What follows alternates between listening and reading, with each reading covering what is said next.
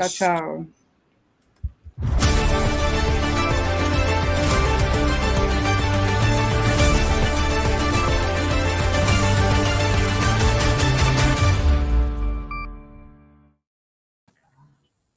Boa noite, Florestan. Boa noite, Léo. Boa noite, Zé. Boa noite, Sara. Desculpa, foi mal, Florestan. Nada. Boa noite, Léo. O Celso está na espera. Vamos já trazer o Celso. Vamos trazer ele aí. Zé, Florestan. Sara, puxa já o nosso convidado, que ele tem pouco tempo. Embarcar aqui Vou embarcar a Márcia Carmo junto com o nosso convidado, tá, gente? Boa noite, Márcia. Boa noite, Celso Amorim. Eu não sei se vocês estão me ouvindo bem. Estão me ouvindo bem? Todos te escutamos muito bem. Tá bom. Muito bom te ver. Boa noite. Começa você. Porque senão vai ficar muito longo. Nós 247 de novo. Me sinto rejuvenescido. Estamos com saudade aqui da sua presença no nosso conselho editorial, mas estamos acompanhando o seu belo trabalho nesse governo, no terceiro mandato do presidente Lula, que embarcou, né, para a Ásia, e a gente imagina que em breve, ou talvez no domingo, né, ele deve se encontrar com o Trump lá na Malásia.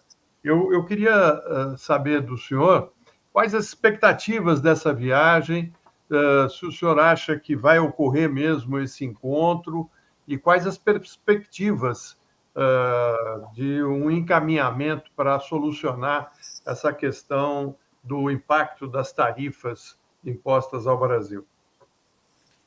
Bom, vamos dar um passo atrás e primeiro, pelo menos, dizer que é importante a viagem à Malásia e à Indonésia, porque isso está dentro, digamos, de uma estratégia geral que tem a ver com o eventual encontro também entre os presidentes do Brasil e Estados Unidos, que é o fato que faz parte, digamos, da nossa ideia geral, da ideia do presidente Lula, de diversificação de parcerias. As pessoas não percebem, mas, por exemplo, hoje, não sei se é o nosso comércio, mas nossas exportações para o Vietnã são maiores do que as exportações para a Inglaterra ou para a França. Então, não é um capricho, né? Então, acho que isso é muito importante, independentemente do eventual encontro. Então, eu acho que aliás, um elemento essencial, digamos, para o qual que permitiu que o Brasil ficasse defendido da questão das tarifas. O efeito das tarifas, é claro que eu reconheço que existe, é claro que, digamos, setorialmente, ele é muito importante na área de máquinas e motores, na área de calçados, frutas, sei lá, em algumas áreas específicas, mas, em termos de economia global, o impacto é relativamente pequeno, graças ao fato do Brasil ter diversificado o seu comércio. Quando nós começamos a discutir com a ALCA, que se falava na época, no começo do outro governo, o comércio dos Estados Unidos era 22%, 23%, sei lá, do total do nosso comércio. E hoje é 12,5%. Então, o impacto é muito diferente. E eu acho que isso é importante para enquadrar o próprio problema. Bom, eu não posso falar sobre o outro, porque... vamos lá, faça a sua pergunta. Não, passando para o Léo. Está sem áudio, Léo. Vamos pela ordem, vamos para a Márcia Carmo. Vamos para a Márcia Carmo, por favor, Márcia. Boa noite, Florestan, boa noite, chanceler, boa noite, Zé Reinaldo, a TUT, toda a comunidade. E, chanceler, essa reunião, a ASEAN, que é a Associação de Nações do Sudeste Asiático, pelo que o senhor diz, é uma confirmação da busca do Brasil pelo multilateralismo, mas, como observou o Florestan, com essa enorme expectativa do encontro entre Trump e o presidente Lula. E no momento em que na América Latina, e especialmente na América do Sul, existe uma enorme preocupação com essa aproximação de tropas, com pessoas mortas no Caribe e agora hoje no Pacífico, na região da Venezuela e da Colômbia. O senhor acha que o presidente Lula, que tem a tradição do pragmatismo, o senhor como chanceler, com o seu histórico de chanceler, o senhor acha que o Brasil pode chegar a ser um negociador também nestas questões em relação ou seja, não só a questão da tarifa que interessa ao Brasil, mas também em relação à questão regional, porque gera uma instabilidade, né? Então, o presidente Lula pode chegar a conversar com o Trump sobre essa questão também, que preocupa dois vizinhos do Brasil, Venezuela e Colômbia, e a América do Sul especialmente. Olha, Márcia, primeiro um grande prazer em vê-la, né? Depois nós também. Muito mais não podia reclamar, mas depois das várias idas a Buenos Aires, do governo Lula. Mas deixa eu lhe dizer, eu acho que eu não sei o que o presidente Lula vai dizer, porque essas coisas dependem muito do momento. Quer dizer, eu estava lá na ONU, achei que era uma possibilidade, só para exemplificar, achei que era uma possibilidade, evidentemente, de se encontrarem ali no hall que antecede, mas não imaginaria que o presidente Trump fosse fazer um discurso em que ele, na realidade, interrompeu o discurso lido e fez um discurso quase que caloroso, assim, digamos assim, em relação ao presidente Lula. Inclusive usou a palavra embrace, abraçar, né? Bom, então essas coisas dependem muito do momento. O presidente Lula é uma pessoa que tem uma imensa sensibilidade e percebe o que ele pode falar ou não. O que eu posso dizer a você é que, sim, isso é um objeto de preocupação muito grande do Brasil. Claro, na América Latina em geral, sempre temos defendido posições em relação a Cuba, outros países, mas nós estamos falando aqui de vizinhos do Brasil. O Brasil é um país, digamos, cuja força de atuação internacional, em parte decorre de muitos fatores, do seu tamanho, da sua população, da sua economia, mas decorre também do fato de você ter 10 vizinhos e não ter uma guerra há 150 anos. Então, nós não queremos confusão aqui na América do Sul. Eu acho que, possivelmente, isso será, eu não sei, eu não posso antecipar o que o presidente Lula vai dizer, mas certamente essa é uma preocupação. Obrigada. Zé? Opa, bom, boa noite, ministro, bem-vindo, boa noite aos nossos colegas, ao nosso público. Essa viagem do presidente Lula à Ásia e a sua participação na cúpula da ASEAN, eu reputo como algo de grande importância, não só no marco do multilateralismo, mas também no marco do Sul Global. Eu me lembro bem, nós estávamos lá, o Léo e eu, no Fórum Empresarial do BRICS, agora, na cúpula do Rio de Janeiro, quando o primeiro-ministro da Malásia fez um discurso bastante enfático sobre o papel do Sul Global, o papel do Brasil, exaltou a liderança do presidente Lula.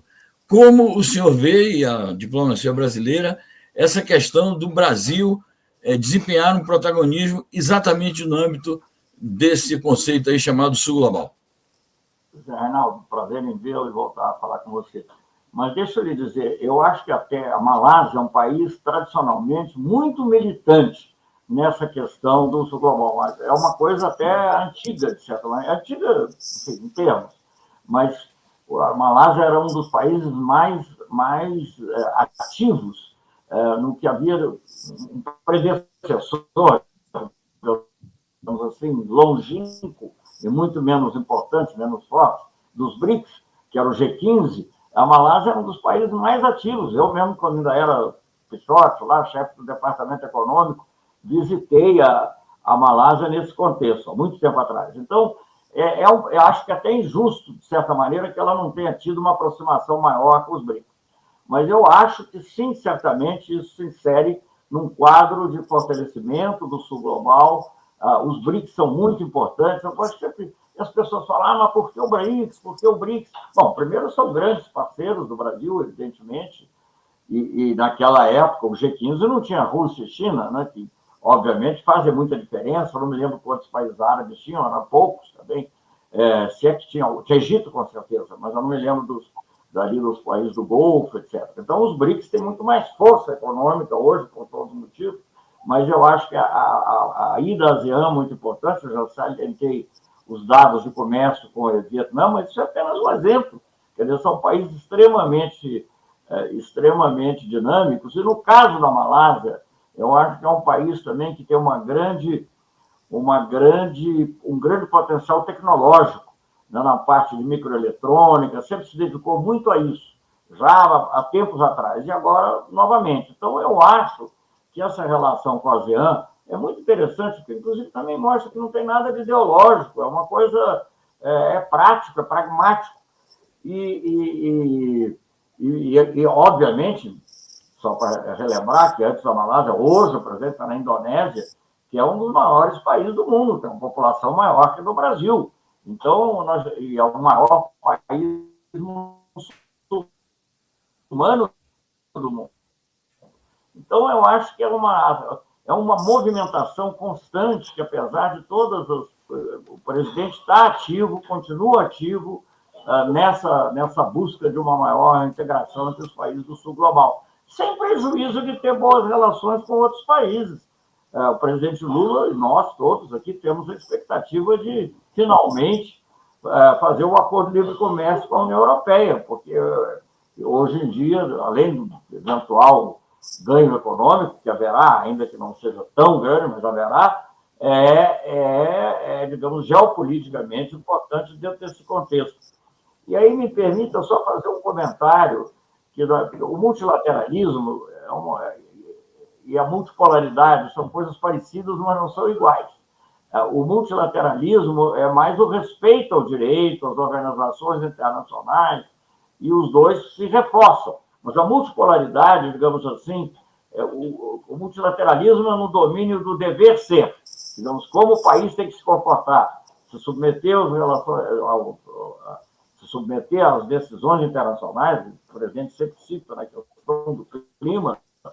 Não adianta a gente decidir nada se depois as coisas não... decidir certas coisas se depois elas não são cumpridas.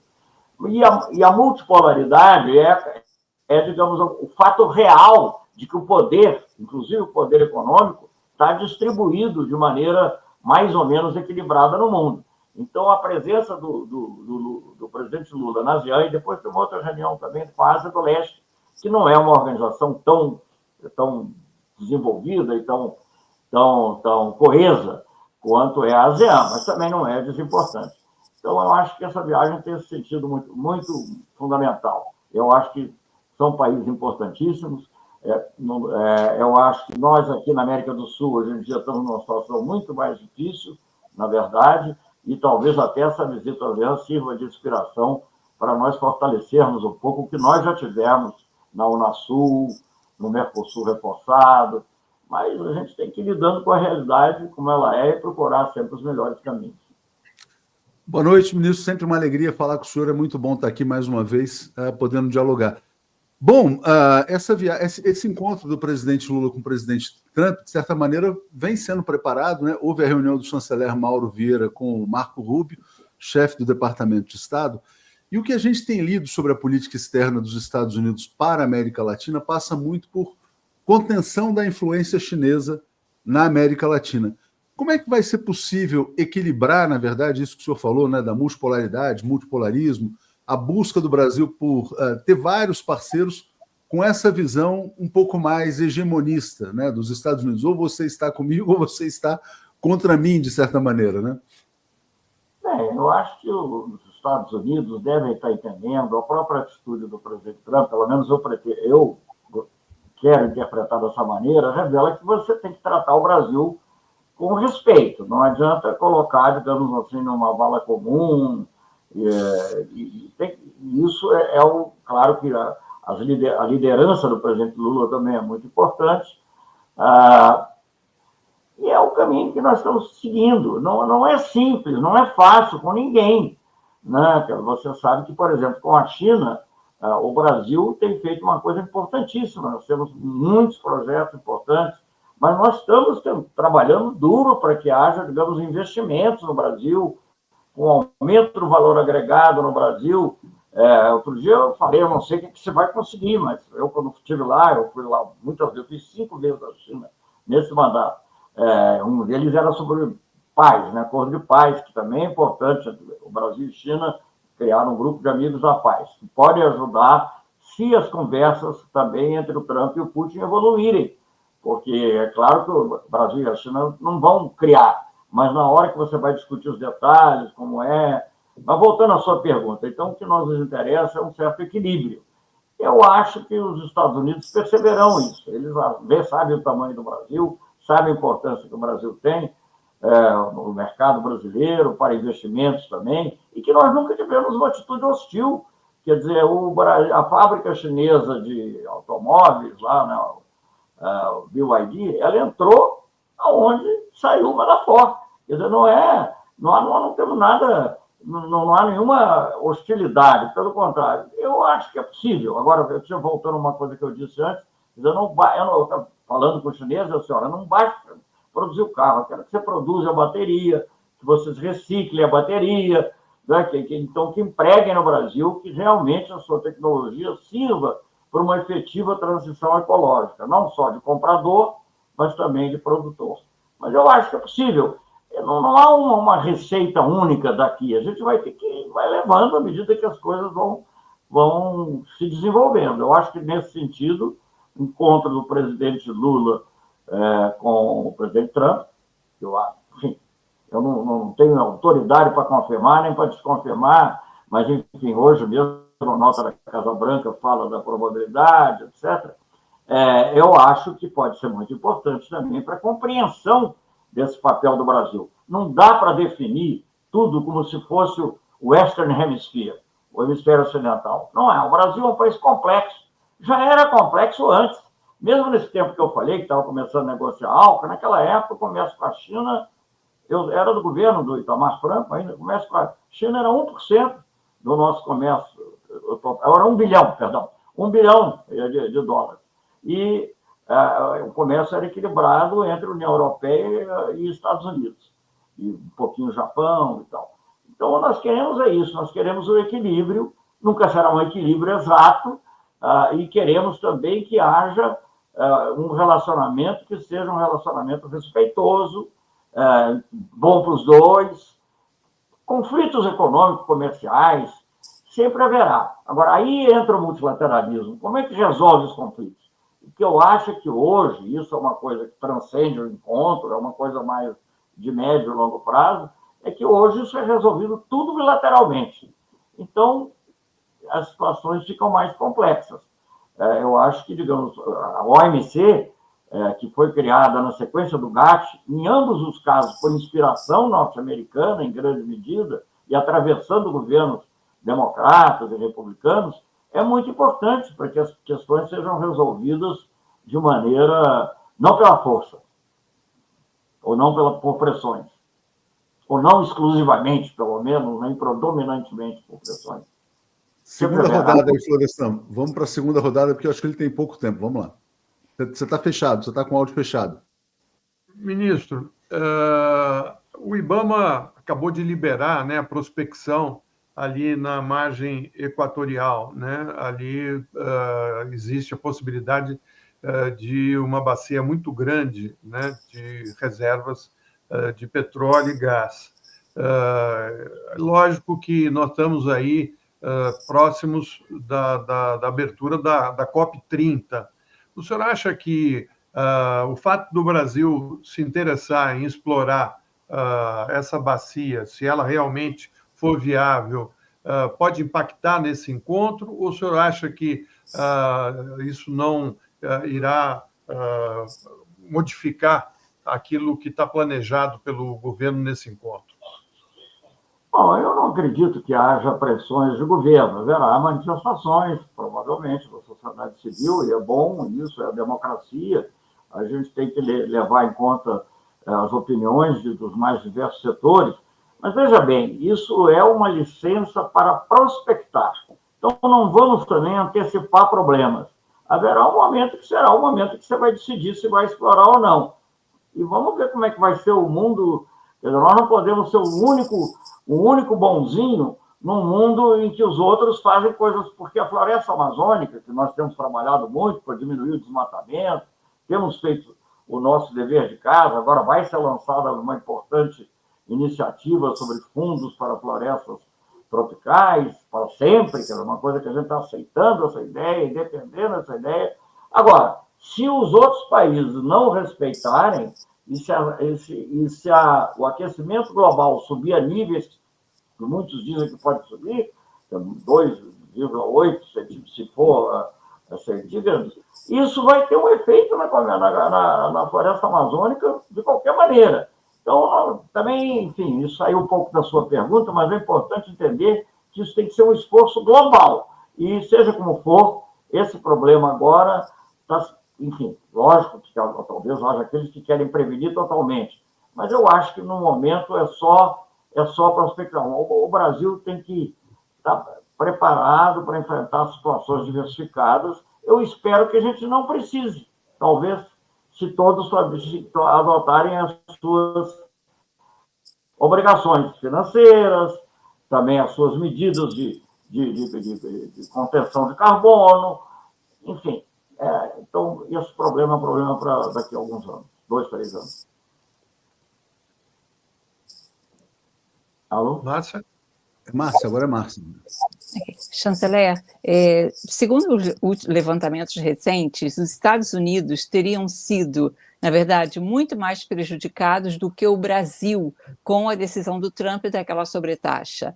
O senhor acha que o Brasil, inclusive, buscou outros mercados, cresceram as exportações brasileiras para a América do Sul e para outros mercados e outros continentes?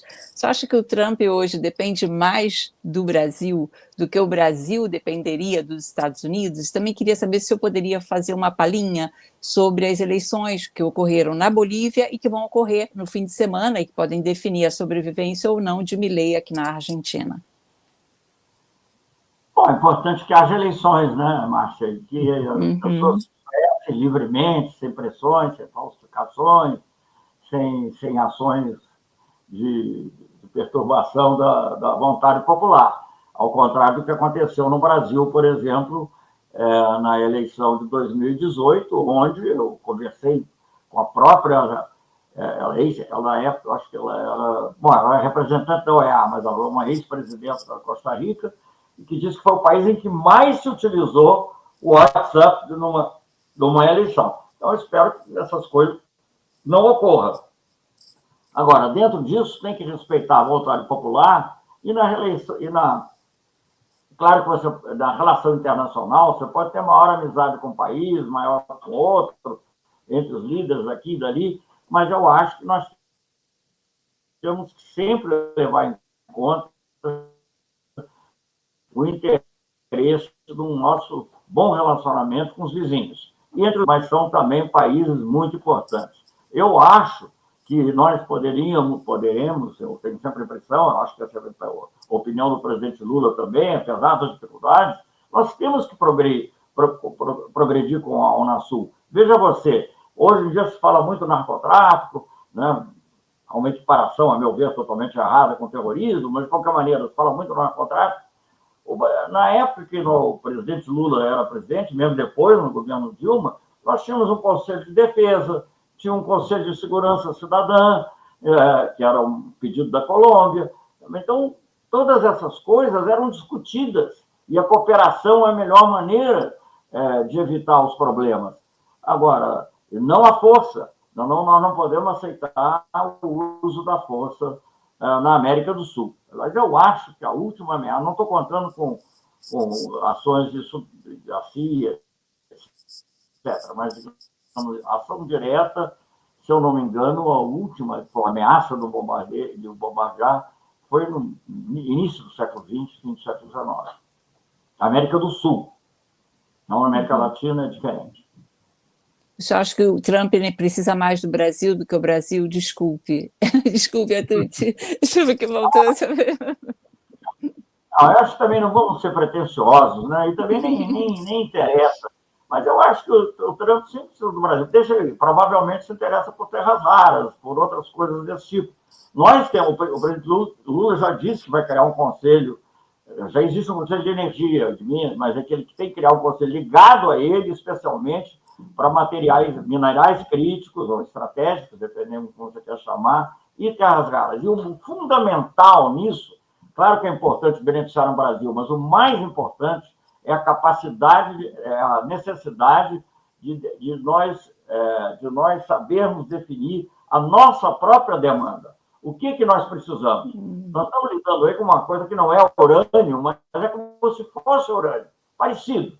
Então, você tem que primeiro definir o que você precisa usar para o seu desenvolvimento e depois, então, negociar, e negociar se vai ser beneficiado, se não vai. Mas eu acho que a definição do que a gente precisa internamente, na minha opinião, é absolutamente fundamental. Como é em relação ao urânio. Permitir o desenvolvimento do programa nuclear brasileiro. Assim. Zé, você, por favor. Precisa abrir o áudio aí, Zé, você fechou. Opa. Ministro, nós vivemos um momento elevado da cooperação sul-americana e latino-americana e caribenha com o surgimento e o fortalecimento daqueles mecanismos, o senhor citou Mercosul, Unasul e eu agrego CELAC. Foi um momento importante da integração, do desenvolvimento compartilhado, da afirmação da soberania. Esse momento, eu não diria que ele se perdeu de todo, mas nós estamos vivendo um momento bem diferente hoje, com muitas tensões políticas, muitos retrocessos no protagonismo de governos progressistas, eles diminuíram, e agora, com a nova administração americana, muitas pressões políticas, ameaças de todo tipo, inclusive ameaças militares, em que estão no foco principalmente a Venezuela e a Colômbia. Qual é a orientação, a diretriz principal e mais, aquele momento mais desenvolvido da cooperação teve também a sua expressão maior naquela declaração de Havana, na segunda CELAC, em 2014, quando a América Latina foi proclamada como uma zona de paz. Hoje nós estamos vivendo uma situação muito turbulenta e ameaçadora. Qual é a diretriz principal da diplomacia brasileira para enfrentar esse momento? Que posição mais assertiva a gente tem relativamente a essa questão de conjurar os perigos de agressão e de guerra? E, especificamente, o tema Venezuela, que eu sei que é um tema sensível, mas se isso não seria também uma oportunidade de promover uma maior aproximação, uma reaproximação, com a solidariedade em face das ameaças que esse país está sofrendo. Bom, sua pergunta é um pouco complexa, envolve muitas coisas, né? Evidentemente, a primeira coisa que eu diria é que, embora esses organismos possam ter sido enfraquecidos, o governo Lula tem trabalhado para tentar reforçá-los. Aliás, uma das primeiras coisas que aconteceu foi uma reunião da América do Sul aqui em Brasília, e numa tentativa de renovar a Unasul, inclusive, mas havia resistências, inclusive resistências de países, digamos assim, doutrinariamente com afinidades com o Brasil, mas porque ficou uma visão equivocada sobre a questão da Unasul. Eu estou enfatizando muito a Unasul, porque a CELAC, é ótimo que haja a CELAC, é ótimo que haja um foro do conjunto da América Latina, mas as situações geopolíticas são diferentes, né? E eu acho que nós temos primeiro, não, pode fazer isso ao mesmo tempo, mas temos que, sobretudo, zelar pela paz e a segurança da América do Sul, que é a nossa área direta, né? Obviamente, nós somos totalmente contrários ao uso da força, à ameaça do uso da força, aos golpes de Estado, tudo isso é claro e é evidente. Agora, a maneira de dizer isso, de expressar isso, o presidente vai saber melhor do que eu. Bom, ministro, eu vou fazer uma pergunta, não sei se é a última, como é que está o tempo, mas não só o presidente Lula tem viajado muito, como também o vice-presidente Geraldo Alckmin, né? Quer dizer, eu sei que o senhor é santista, então vou comparar assim a Pelé e Coutinho, né? O Alckmin estava na Índia agora fazendo uma viagem comercial que foi muito bem sucedida. Eu estava lá na Índia, fui à Índia antes. Então o senhor também estava lá, na Índia. Eu queria te perguntar exatamente isso, quer dizer, como é que o senhor está vendo essa divisão de papéis entre o presidente e o vice? E como a gente vai entrar no ano que vem, já no ano eleitoral, e o presidente Lula vai apresentar um novo programa de governo, que vai ser a continuidade desse mandato melhorada, a gente imagina, se a gente vai ter inovações também na política externa para o quarto mandato, né? Então a pergunta é essa, quer dizer, Lula e Alckmin e quarto mandato, como é que o senhor está vendo? Eu não posso dizer. Eu primeiro quero dizer, assim, em função de algo que foi falado pelo Zé Reinaldo, eu não sou o chefe da diplomacia brasileira, nem pretendo ser, né? Eu sou um conselheiro aqui, pela experiência, digo, um conselheiro que pode ser ouvido ou não, dependendo das situações. Mas eu acho que, digamos, é claro que a política tem incidência. Eu dei 2 aulas magnas na UFRJ, com 20 anos de diferença entre elas. A primeira foi 2004 e depois 2024. Ele dizia que aquela época era uma época de oportunidades e agora é uma época de desafios, porque a situação ficou muito mais complexa no mundo. Então, isso para responder a sua pergunta, essa política externa, eu acho que a orientação da defesa do multilateralismo, da multipolaridade, da América do Sul como zona de paz e cooperação, da importância da África, né? Agora, naquela época, veja só, eu não usei a expressão, nem o presidente usou a expressão sul global no começo do governo. No entanto, nem BRICS. BRICS ocorreu depois. Mas veja bem, já havia uma visão, porque no discurso de posse do presidente Lula, ele já fala dar uma importância aos grandes países de desenvolvimento. E, literalmente, são os países dos BRICS, literalmente. Né, se você for. Então, já havia essa intuição. Isso já se realizou, mas agora tem que se confirmar. E se confirmar num mundo que se tornou mais complexo. Eu vou te contar só uma historinha, a gente tem pouco tempo, mas eu vou mencionar. Eu tenho um amigo, que é até filho do meu ex-supervisor, que é o David Miliband, o supervisor é o Ralph Miliband, e o Ed Miliband também, que agora é do meio ambiente, mas o David Miliband foi ministro do exterior da mesma época que eu. E ele me perguntou, uma parte da época, então ele me perguntou por que o Brasil dá tanta importância aos BRICS. E eu dei uma resposta que não é a única, mas é que vale para fortalecer o G20. Por quê? Porque senão nós voltamos à época em que o G7 era o único elemento de governança informal, mas aonde saíam as medidas que acabavam predominando na economia mundial, com influência na política, etc. Então, eu acho que o Brasil tem que ter capacidade de se relacionar em várias medidas, mas, digamos, fortalecer o sul global, fortalecer a América do Sul, inclusive independente de ideologias. Claro que quando é extrema-direita fica difícil você cooperar, mas mesmo que o governo seja conservador, a gente tem que cooperar, é a nossa região, e temos que reforçar os instrumentos do BNDES, que foram tolhidos absurdamente durante o período anterior, né, para poder estimular as empresas brasileiras a voltar a investir na América do Sul, na África, quem sabe até na Ásia. Enfim, é isso. Pode ser em parceria também com outros países. Então, é isso que eu vejo como futuro de uma maneira muito, muito genérica. Está com a camisa do Santos, Zé? Não, mas eu sei que o Zé está aparecendo com a camisa do Santos. Não, a minha camisa é sempre do Corinthians. A minha camisa é sempre do Santos, viu? Agora, amanhã é aniversário do Pelé. 23 de outubro de 1940. Mas, ministro, nós dois temos o mesmo time, é o Santos, né? O Alckmin também. Agora, eu queria saber se você tem tempo. Você pode fazer, né? Você tem um tempinho ainda para mais algumas perguntas ou você tem que sair? Mais 10 minutos, vamos dizer. Então, eu vou passar para os meus colegas da Internacional para aproveitarem melhor esses 10 minutos. Márcia?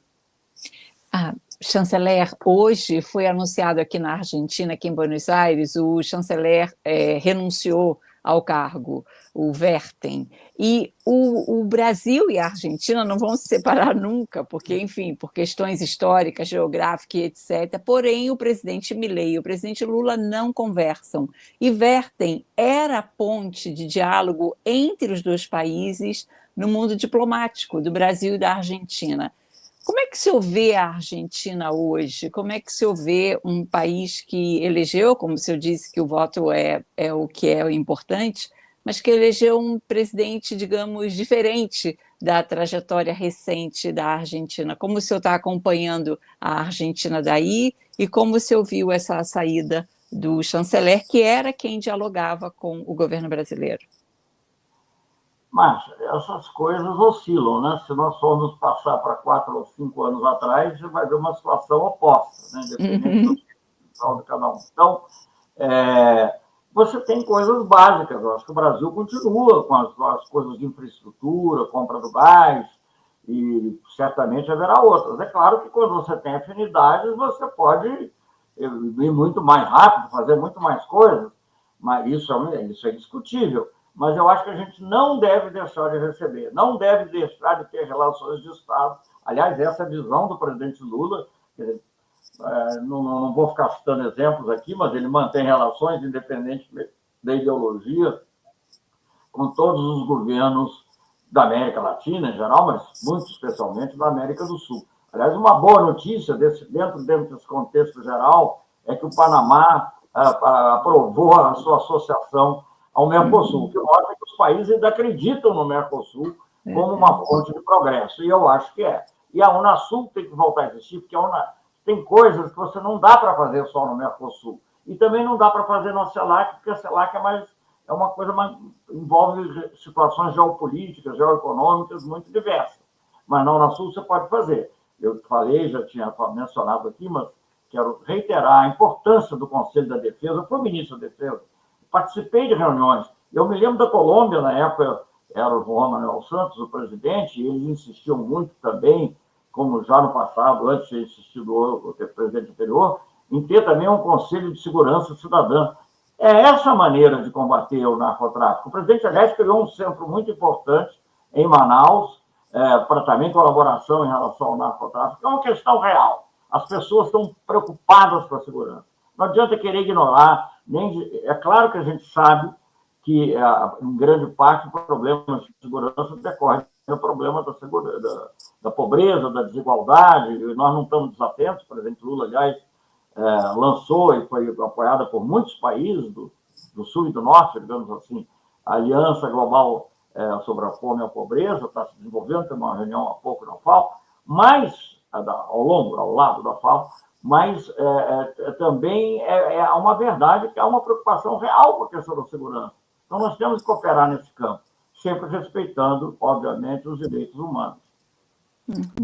A última é sua aí, a última é sua. Diga lá, Zé. Bom, ministro, o senhor falou aí da emergência da multipolaridade, é uma realidade, né? A gente observa que a multipolaridade está colocando, objetivamente, o desafio de uma nova governança global. Agora, falando não apenas sobre a questão de como a diplomacia brasileira vai se colocar, ou como o presidente Lula vai se colocar, mas como analista de geopolítica que o senhor é, pela experiência que tem, que desafios o senhor acha que tem que ser enfrentados para que essa nova governança global surja e ela seja efetivamente um mecanismo para a paz, para uma cooperação duradoura no mundo? Bem, em primeiro lugar, eu acho que nós temos que fortalecer mecanismos como o BRICS, mais amplamente, porque a gente precisa de uma frente ampla, digamos assim, na área global, o G20. O G20, digamos, é o que há de mais, assim, em termos globais, de mais representativo, sem ser a Assembleia Geral da ONU, mas a Assembleia Geral da ONU não tem capacidade de ação, pode dar opiniões, mas ela não tem. O G20 tem. Agora, é preciso, digamos, que haja mais presença da África. Eu acho que a África está com um endividamento enorme.